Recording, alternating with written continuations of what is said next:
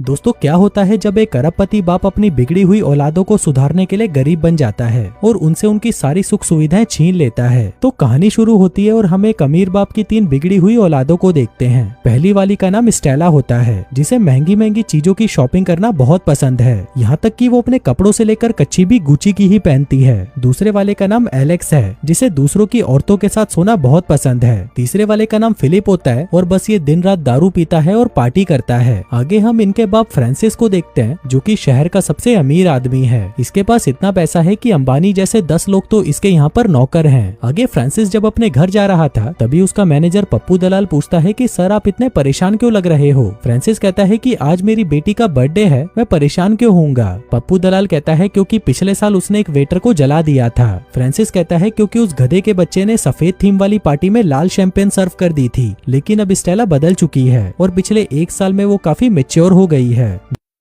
Movie के चाहने वालों, हम आपके लिए लेकर आए हैं एक धमाका ऑफर। नेटफ्लिक्स और अमेजोन पर भारी भरकम छूट आपके सामने अभी प्लान लिखे हुए हैं। अगर आपको हमारे प्लान चाहिए तो दिए गए व्हाट्सएप नंबर पर कांटेक्ट करें। नेटफ्लिक्स और अमेजोन जैसे किसी भी प्लेटफॉर्म के लिए संपर्क करें। वहीं पर हम स्टेला को देखते हैं, जो कि अपने नौकरों से कह रही थी कि भीसड़ी वालों, तुमने ये क्या कर दिया, जरा मेरी शक्ल देखो, तुमने सब कुछ खराब कर दिया। आगे वो भागते हुए अपने बॉयफ्रेंड के पास जाती है, जहाँ पर 2 नौकर उसके लिए कारपेट बिछाते हैं ताकि उसके पैर जमीन पर लगकर गंदे ना हो जाएं। वो अपने बॉयफ्रेंड जॉनी जानलेवा से कहती है कि जाने मन, ये देखो, इन गधों ने मेरा सारा मेकअप खराब कर दिया। जॉनी जानलेवा कहता है लेकिन तुम तो अभी भी खूबसूरत लग रही हो। लेकिन स्टेला को ये अभी भी ठीक नहीं लग रहा था, इसलिए वो बहुत ज्यादा परेशान हो जाती है। इसके बाद हम फिलिप को देखते हैं, जो एक बिजनेस आइडिया लेकर अपने बाप के पास आता है। कहता है कि मैं आपको एक ऐसा आइडिया सुनाने जा रहा हूँ जो किसी ने भी आज तक सोचा नहीं होगा। बाप कहता है कि मुझे बहुत काम है, तो तुझे जो बताना है जल्दी बता। फिलिप कहता है कि आप लोग ये बताओ कि जूते खरीदने में एक आम इंसान को सबसे ज्यादा परेशानी किस चीज में होती है। बाप कहता है कि मुझे नहीं पता। फिलिप कहता है कि एक 80,000 का जूता आपके पैरों में दर्द कर देता है। हम उसे कुछ दिन इस्तेमाल करते हैं और वो टूट जाते हैं, जो कि एक बहुत बुरी बात है। लेकिन अब मैं आपके लिए लेकर आया हूँ एक बहुत अच्छा जुगाड़। देखो, मैंने जूते नहीं पहने क्योंकि मेरे जूते इस कालिए ने पहने हैं। दरअसल जो भी लोग अपने जूते से परेशान हैं, वो अपने जूते अपने नौकरों को पहना सकते हैं। जिसके बाद वो उस कालिए को चलाकर दिखाता है कि देखो, इसे ये जूते फिट आ गए हैं और यही है मेरा बिजनेस आइडिया। फिलिप कहता है कि इस बिजनेस आइडिया से मैं जकरबर्ग से भी बड़ा बन सकता हूँ। अब ये सुनकर उसका बाप सोचने लगता है कि काश उस रात में किंगडम ही पहन लेता। वो उसे कहता है कि मैं इस बारे में तुम्हें सोचकर बताऊंगा, जब तक तुम मेरा एक काम करो, तुम ये फाइल जाकर मेरे एक क्लाइंट को दे आओ। फिलिप कहता है कि मैं जकरबर्ग बनने का सपना देख रहा हूँ और आप मुझे एक डिलीवरी बॉय समझ रहे हो। बाप कहता है कि अगर तुम्हें बिजनेस सीखना है तो तुम्हें ऐसे छोटे मोटे काम करने भी सीखने होंगे। अब फिलिप के पास और कोई रास्ता नहीं था, तो वो उस फाइल को लेकर वहाँ से चला जाता है। आगे पप्पू दलाल फ्रांसिस से पूछता है कि कहीं आप इस आइडिया में पैसे लगाने का तो नहीं सोच रहे। जिस पर फ्रांसिस कहता है कि मेरा बेटा चूतिया है, मैं नहीं, और इनको बस थोड़ा टाइम चाहिए। ये लोग अपनी मरी हुई माँ के सदमे से अभी तक नहीं उभरे। पप्पू दलाल कहता है कि उस बात को 15 साल बीत चुके हैं। फ्रांसिस कहता है कि इन लोगों के लिए तो ये बस कल की ही बात है। इसके बाद हम एलेक्स को देखते हैं, जो कि कॉलेज में अपने प्रिंसिपल को घुड़सवारी करा रहा था ताकि वो उसे एग्जाम में पास कर दे। उधर फिलिप अपने एक फ्रेंड से मिलता है और उसे बताता है कि मेरा बाप मेरे आइडिया में पैसा लगाने के लिए तैयार है और अब इसी खुशी में भीनचोद आज पूरी रात पार्टी करेंगे। दूसरी तरफ स्टेला अपने बर्थडे पार्टी की तैयारी कर रही थी, जहाँ पर पूरे 2 मिनट बीत चुके थे, लेकिन उसका फेवरेट जूस अभी तक नहीं आया था। इसलिए वो गुस्से में अंदर जाती है और वेटर से कहती है कि मुझे मेरा जूस ऑर्डर करे पूरे 2 मिनट हो चुके हैं और तुम लोग यहाँ पर क्या अपनी गींड मरा रहे हो। तभी वहाँ पर उसका एक पुराना दोस्त रॉकी रबड़ी बाज आता है और उसे कहता है कि यहाँ का सारा काम मैंने संभाला हुआ है, इसलिए आपको किसी भी चीज की चिंता करने की जरूरत नहीं है। अब रॉकी को देखकर स्टेला बहुत खुश होती है, पर तभी वहाँ पर उसका बॉयफ्रेंड जॉनी आ जाता है और स्टेला से पूछता है कि क्या तुम इसे जानती हो। जिस पर स्टेला कहती है कि नहीं, वो तो बस एक नौकर है। वहीं पर हम फ्रांसिस को देखते हैं, जो कि अपनी मरी हुई पत्नी बबली बदमाश से बातें कर रहा था। कहता है कि जब से तुम गई हो, मैं पूरी तरह अकेला पड़ चुका हूँ। मुझे तुम्हारी छोटी और गहरी गुफा की बहुत याद आती है, जिसमें मैं जब भी अंदर जाता था वहीं पर खो जाता था। आजकल तो मुझे कोई गुलाबी भी नहीं देती और मुझे हाथ गाड़ी से ही काम चलाना पड़ रहा है। काश अगर तुम जिंदा होती तो मैं तुम्हारी गुलाबी तितली को पीट पीट कर उसका चमगादड़ बना देता। लेकिन इसी दौरान वहाँ पर उसकी असिस्टेंट आती है और उसे कहती है कि अगर आप चाहो तो मैं आपको अपनी गुलाबी दे सकती हूँ। मेरे पति को भी मरे सालों बीत चुके हैं और अब मुझे भी घुड़सवारी करने का मन करता है, और अगर आप चाहो तो मुझसे शादी भी कर सकते हो। फ्रांसिस कहता है कि यहाँ पर इतना काल भी नहीं पड़ा कि मैं तुझसे शादी कर लूं। अब अपना काम कर और निकल यहाँ से, बढ़िया ही मुझसे शादी करने बुढ़िया साली। फिर रात को उनके घर पर स्टेला की बर्थडे पार्टी होती है, जहाँ पर स्टेला का बॉयफ्रेंड जॉनी जानलेवा एक बहुत महंगी शैंपेन लेकर आता है। वहीं फ्रांसिस को बाहर से चिल्लाने की आवाज आ रही थी तो वो बाहर देखने आ जाता है। उधर जॉनी जानलेवा उस शैंपेन की बोतल को एक नौकर के हाथ में देता है और कहता है कि मैं इस बोतल को इस बॉल की मदद से खोलूंगा। जिसके बाद वो निशाना लगाता है और नौकर से कहता है कि बिल्कुल भी हिलना मत। और फिर वो जैसे ही उस बॉल को बोतल पर मारता है तभी वो महंगी बोतल टूट जाती है। लेकिन जॉनी जानलेवा नौकर पर ही चिल्लाने लगता है और वो उसे कहता है कि तुम हिले क्यों, मैंने तुम्हें हिलने से मना किया था ना, अगर तुम नहीं हिलते तो मेरा निशाना बिल्कुल परफेक्ट लगता। पर तभी उसके पास स्टेला आती है और कहती है कि चलो जाने मन, हमें पापा से बात करनी है। जिसके बाद वो दोनों फ्रांसिस के पास जाते हैं। तभी जॉनी जानलेवा उससे कहता है कि देखो पापा, मैं आपकी बेटी से बहुत प्यार करता हूँ। ये सुनकर उसका बाप दोनाली निकाल लेता है, जिसको देखकर जॉनी जानलेवा की फट जाती है। फ्रांसिस कहता है कि ये गन मेरे बाप की है, इससे वो जंगली जानवरों का शिकार किया करता था। जॉनी जानलेवा कहता है कि मैं और स्टेला काफी दिनों से साथ में हैं, इसलिए अब हम हमेशा साथ रहना चाहते हैं। फ्रांसिस कहता है कि क्या, मैं समझा नहीं। जॉनी जानलेवा कहता है कि मैं आपकी बेटी से शादी करना चाहता हूँ। फ्रांसिस कहता है कि वो सब तो ठीक है, पर तुम काम क्या करते हो? जॉनी जानलेवा कहता है कि कुछ नहीं। फ्रांसिस पूछता है कि तुम्हारा फ्यूचर का क्या प्लान है? जॉनी कहता है कि शादी के बाद मैं और स्टेला कुछ महीने क्रूज पर रहेंगे और मजे करेंगे। फ्रांसिस कहता है कि ये तो बहुत अच्छी बात है, पर पैसों का क्या? इस सब के लिए तुम्हें पैसे कौन देगा? जॉनी जानलेवा कहता है कि आप दहेज तो दोगे ना? फ्रांसिस कहता है कि दहेज, वो क्या होता है? तभी स्टेला कहती है कि शादी के बाद मुझे मेरी प्रॉपर्टी में से वो हिस्सा दे देना जो मेरी माँ मेरे लिए छोड़कर गई है। फ्रांसिस कहता है कि तुम पागल हो गई हो क्या? तुम इस गधे से शादी करना चाहती हो? इस आदमी के पास तो कोई काम तक नहीं है, इसलिए मैं तो इस शादी के खिलाफ हूँ। तभी स्टेला कहती है कि मैं तो इसी से शादी करूंगी, मैं आपसे कोई परमिशन नहीं ले रही बल्कि आपको बता रही हूँ। जो कहकर वो वहाँ से चली जाती है। आगे वो बाहर आती है और सबके सामने अपनी शादी की अनाउंसमेंट कर देती है। अब ये देखकर उसके बाप को बहुत दुख होता है, क्योंकि उसे पता था कि जॉनी जानलेवा उसके लिए सही नहीं है, लेकिन वो बेचारा कुछ कर नहीं सकता था। तभी उसके पास उसके क्लाइंट का कॉल आता है, जो उसे बताता है कि मेरी फाइल अभी तक मेरे पास नहीं पहुंची और तुम्हारा बेटा तो मेरे पास आया ही नहीं। तभी वो उसके फोन पर एक वीडियो भेजता है जिसमें उसका बेटा फिलिप किसी क्लब में पार्टी कर रहा था। फ्रांसिस पूछता है कि ये कहाँ पर है? क्लाइंट कहता है कि ये तो एक प्राइवेट प्लेन किराए पर लेकर अमेरिका पहुंचा हुआ है। अब ये सुनकर फ्रांसिस का दिमाग खराब हो जाता है। अब इससे पहले कि वो खुद को संभालता तभी वहाँ पर उसका एक दोस्त विलियम बवासीर आता है और उससे पूछता है कि तेरा बेटा कहाँ पर है? फ्रांसिस पूछता है कि क्यों, क्या हुआ? विलियम बवासीर कहता है कि वो टोपीबाज मेरी पत्नी के साथ सो रहा था, मुझे तो लगा था कि मैं उसे यूनिवर्सिटी में एडमिशन दे दूंगा, लेकिन अब वो अगर मुझे मिल गया तो मैं उसका हथियार काट दूंगा। उधर एलेक्स भी पार्टी करने के लिए वहाँ पर आ जाता है, पर तभी विलियम बवासीर उसे देख लेता है। तभी वो देखता है कि एलेक्स सिर्फ उसकी पत्नी को नहीं बल्कि उसकी दोनों बेटियों को भी बजा रहा था। विलियम कहता है कि भीसड़ी के, मैं तुझे जान से मार दूंगा, लेकिन तभी एलेक्स वहाँ से भाग जाता है। अब ये सब चीजें देखकर फ्रांसिस का दिमाग कुछ ज्यादा ही खराब हो जाता है, जिसकी वजह से उसे हार्ट अटैक आ जाता है और वो वहीं पर बेहोश हो जाता है। लेकिन तभी एक मेड उसे देख लेती है और उसे फौरन हॉस्पिटल ले जाया जाता है। फिर अगली सुबह जब उसकी आंख खुलती है तो वो देखता है कि वहाँ पर पप्पू दलाल और उसकी तीनों औलादें भी मौजूद थीं। लेकिन तभी अचानक वो तीनों आपस में लड़ने लग जाते हैं। फिलिप कहता है कि ये सब स्टेला की वजह से हुआ है, वहीं स्टेला कहती है कि ये सब एलेक्स की वजह से हुआ है। अब ये सब देखकर फ्रांसिस को फिर से तकलीफ होने लगती है, लेकिन तभी पप्पू दलाल उन्हें डांट कर वहाँ से भगा देता है। आगे वो फ्रांसिस से कहता है कि तुम्हारे बच्चे दिन ब दिन बहुत बिगड़ते जा रहे हैं और अब तुम्हें उनका कुछ करना ही पड़ेगा।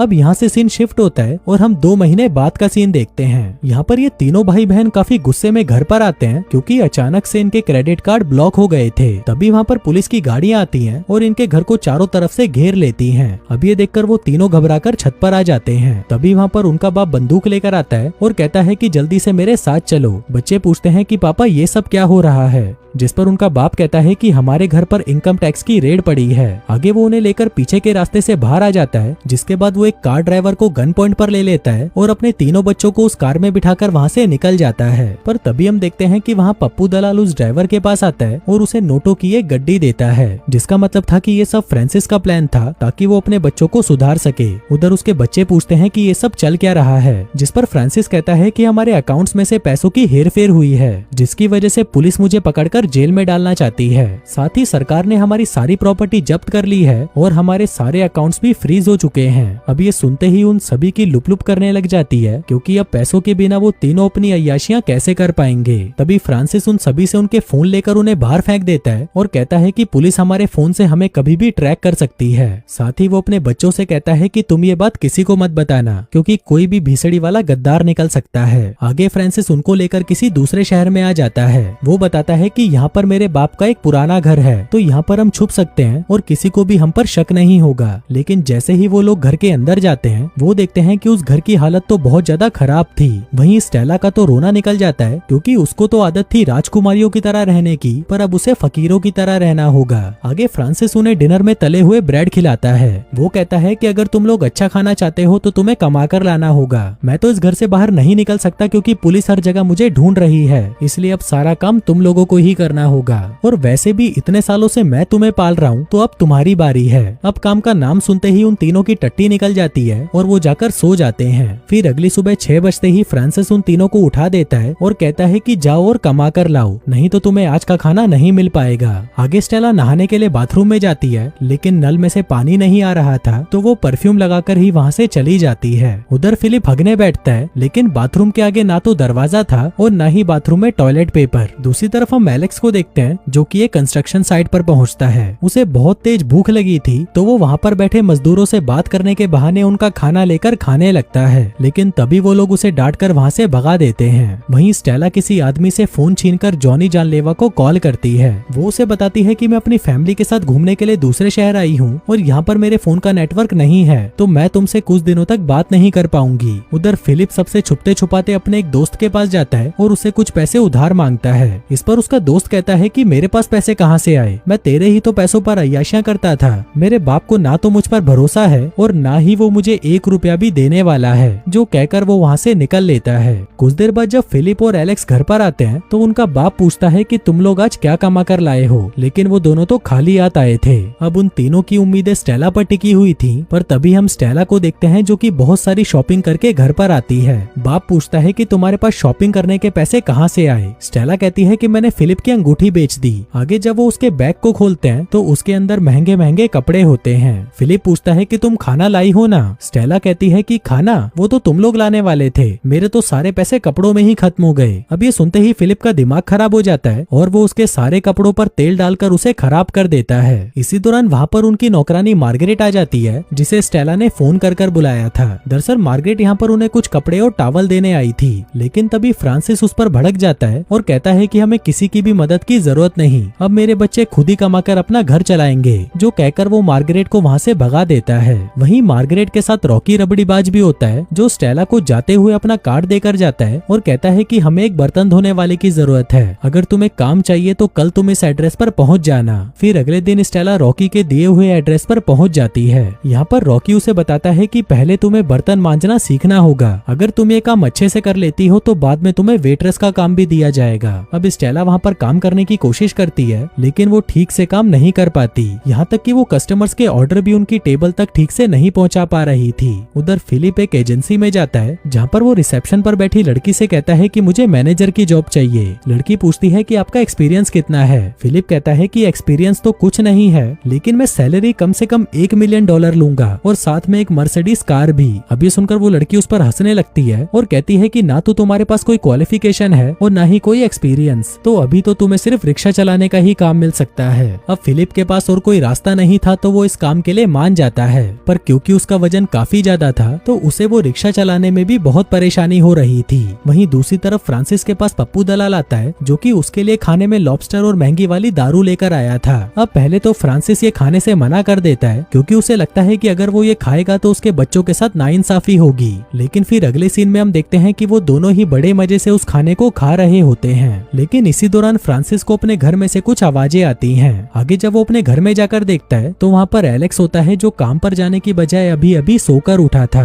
अब फ्रांसिस जल्दी से पप्पू दलाल को वहाँ से भगा देता है और फिर जब वो उस खाए हुए लॉबस्टर को फेंकने जा रहा था, तभी एलेक्स उसे ऐसा करते हुए देख लेता है। वो पूछता है कि ये कहाँ से आया। फ्रांसिस कहता है कि मैंने इसे नदी से पकड़ा। ये सुनकर एलेक्स मुस्कुराने लगता है और कहता है कि प्रकृति हमें सब कुछ देती है, इसलिए हमें काम करने की क्या जरूरत है, हम सब कुछ तो प्रकृति से ले सकते हैं। उधर पूरे दिन अपनी घिसवाने के बाद स्टेला और फिलिप कुछ पैसे कमाकर अपने घर पहुंचते हैं। तभी फिलिप उन पैसों में से कुछ पैसे तो खाने के लिए निकालता है और कुछ पैसों को वो घर ठीक करने के लिए अलग कर देता है। आगे सबके खाने के लिए पास्ता बनता है, पर क्योंकि एलेक्स आज कुछ कमाकर नहीं लाया था तो उसे खाना नहीं दिया जाता। एलेक्स कहता है कि मैंने देख ली तुम लोगों की औकात, पर कोई बात नहीं, प्रकृति ने हमें खाने के लिए बहुत कुछ दिया है तो मैं उसी से ले लूंगा। जिसके बाद वो घर से बाहर जाता है और पेड़ों के पत्ते तोड़कर खाने लगता है, लेकिन फिर कुछ ही देर में उसकी हालत खराब हो जाती है और वो उल्टियां करने लगता है। फिर अगले दिन जब फिलिप अपने काम पर था तभी वो देखता है कि डेविड अंडकोश नाम का एक आदमी बार बार उसके कस्टमर्स को चुरा रहा है।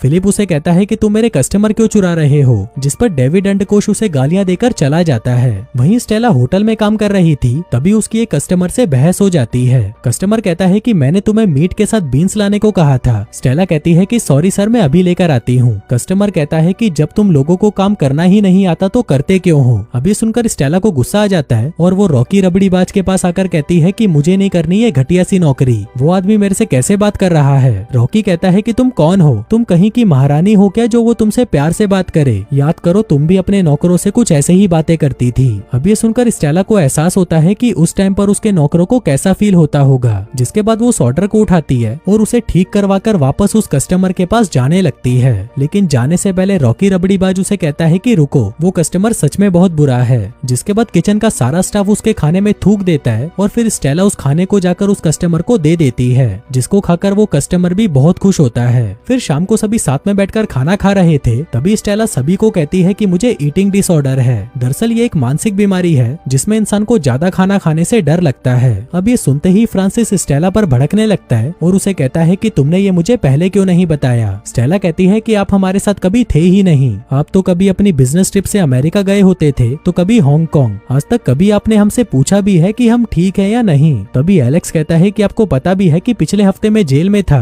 और मुझे लेने के लिए सिर्फ फिलिप वहाँ पर आया था। तभी फिलिप कहता है कि 2 महीने पहले मुझे फूड पॉइजनिंग हुई थी और मैं हॉस्पिटल में था, लेकिन तब भी आप मुझे देखने हॉस्पिटल में नहीं आए। अब ये सुनकर फ्रांसिस कहता है कि मैं ये सब तुम लोगों के लिए ही तो कर रहा था। जो तुम लोग ये अय्याशियां करते हो उसका पैसा कहाँ से आता है, और अब हम गरीब हो चुके हैं तो तुम इन सब का जिम्मेदार मुझे ठहरा रहे हो। जो कहते हुए वो उठकर वहाँ से चला जाता है। फिर अगले दिन फिलिप डेविड अंडकोश के पास जाता है और उसे कहता है कि तुम मेरे कस्टमर ऐसे नहीं चुरा सकते। डेविड कहता है कि अगर मैं करूँ तो तू क्या कर लेगा मोटे। जो कहकर वो उसे पीटने ही वाला था कि तभी उसकी नजर फिलिप के महंगे जूतों पर पड़ती है। डेविड पूछता है कि तुम्हारे पास ये जूते कहाँ से आए। फिलिप कहता है कि मुझे जूते कलेक्ट करने का बहुत शौक है। डेविड कहता है मुझे भी जूते कलेक्ट करना बहुत पसंद है। जिसके बाद वो उसे अपने गोडाउन में ले जाता है जहाँ पर उसके पास बहुत सारे जूतों के कलेक्शन थे। तभी फिलिप उन जूतों को देखकर कहता है कि ये तो बहुत अच्छे हैं, अगर हम इन जूतों को अमीर लोगों को महंगे दामों पर बेचें तो हम काफी पैसा कमा सकते हैं। अब डेविड अंडकोश भी इस काम के लिए तैयार हो जाता है, जिसके बाद से उन दोनों के बीच में दोस्ती हो जाती है। वहीं घर पर हम एलेक्स को देखते हैं जो कि वहाँ पर प्लम्बिंग का काम कर रहा था। वो एक नल को ठीक कर देता है, जिसको देखकर उसका बाप पूछता है कि तुमने ये कहाँ से सीखा। एलेक्स बताता है कि मैंने ये सब स्कूल प्रोजेक्ट में सीखा था। मुझे उस टाइम प्लम्बिंग करने का बहुत शौक था, लेकिन आपको इस सब के बारे में कहाँ पता होगा, आप तो हमारे साथ थे ही नहीं। फिर शाम को जब सभी बच्चे वापस घर आते हैं तब फ्रांसिस उन सभी से माफी मांगता है। कहता है कि तुम्हारी माँ की मौत के बाद मेरे लिए माँ और बाप दोनों का रोल निभाना बहुत मुश्किल था, जिसकी वजह से मैं तुम्हारी ठीक से देखभाल नहीं कर पाया, लेकिन आज के बाद हम सभी साथ में बहुत अच्छा टाइम बिताया करेंगे। अब ऐसे करते करते काफी दिन बीत जाते हैं और हम देखते हैं कि तीनों भाई बहन अपने काम में बहुत अच्छे हो गए थे और वो अपने काम को एंजॉय करने लगे थे। उधर स्टेला को जब अपनी पहली सैलरी मिलती है तो वो इन पैसों को देखकर बहुत खुश होती है। आगे वो सभी मिलकर पार्टी करते हैं, जहाँ अब स्टेला रॉकी रबड़ीबाज की तरफ भी अट्रैक्ट होने लगती है। फिर ऐसे ही एक दिन जॉनी जानलेवा स्टेला को ढूंढते ढूंढते उनके घर तक पहुंच जाता है। वो फ्रांसिस से कहता है कि मैंने थोड़ी छानबीन की थी और मुझे सब कुछ पता है कि तुम ये सब अपने बच्चों को सुधारने के लिए कर रहे हो।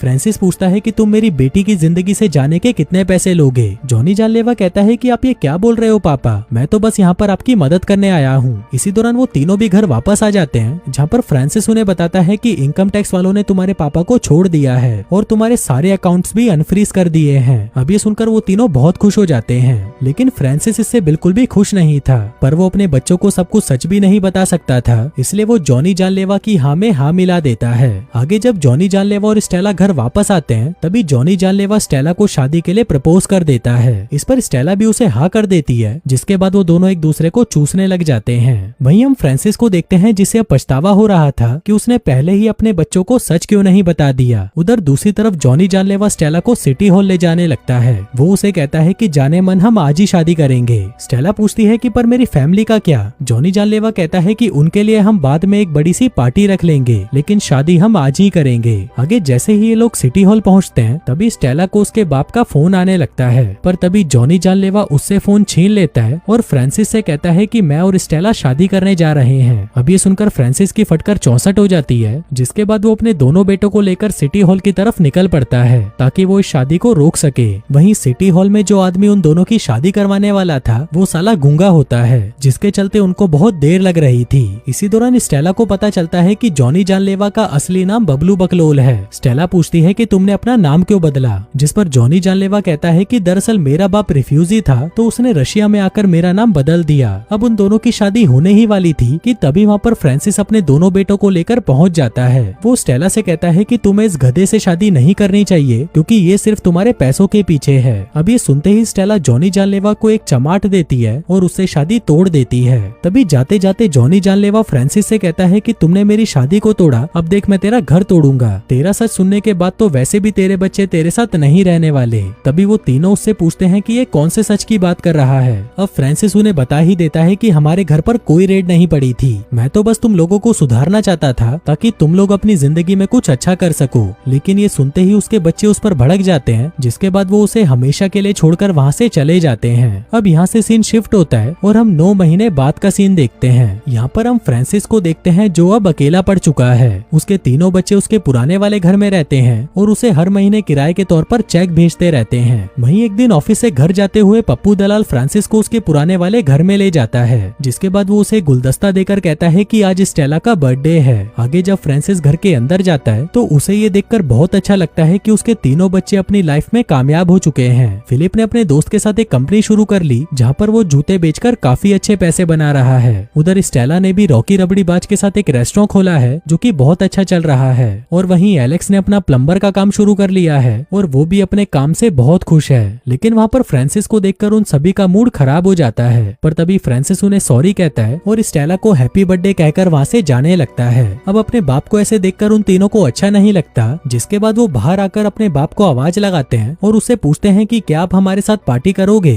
जिसके बाद हम देखते हैं कि वो सभी साथ में बहुत खुश थे और उन लोगों के बीच में सब कुछ ठीक हो चुका था। वहीं फ्रांसिस भी अपने बच्चों को देखकर बहुत खुश था, क्योंकि एक बाप तो यही चाहता है कि उसके बच्चे अपने पैरों पर खड़े हो जाएं। और दोस्तों, इसी के साथ ही ये कहानी यहीं खत्म हो जाती है।